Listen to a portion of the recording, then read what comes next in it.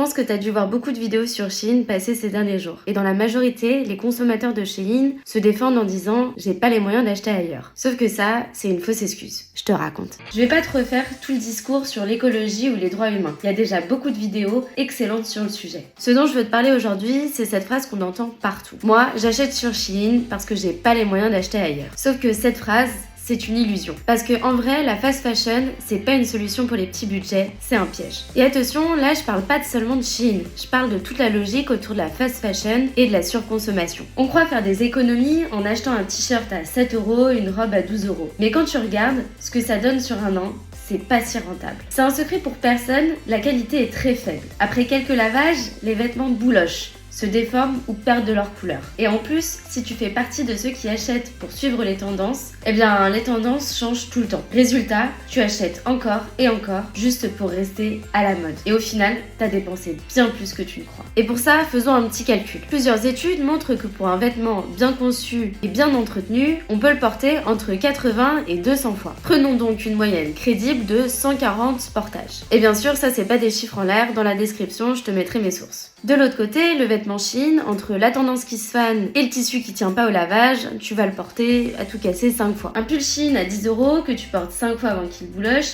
te coûte 2€ par usage. Un pull de qualité à 80€ que tu portes 140 fois te revient à 0,57 centimes par usage. Donc en réalité, le vêtement cher est presque 4 fois plus rentable dans le temps. Et en plus, souvent, tu peux le revendre, le réparer ou simplement le garder pendant des années. En fait, ce que j'essaie de t'expliquer, c'est que c'est pas une question de luxe, c'est une question de durée. Ce qui coûte cher, c'est pas le vêtement de qualité, c'est le fait d'en acheter trop souvent. C'est les achats impulsifs, les paniers parce que c'est en promo, les tendances qu'on oublie un mois plus tard.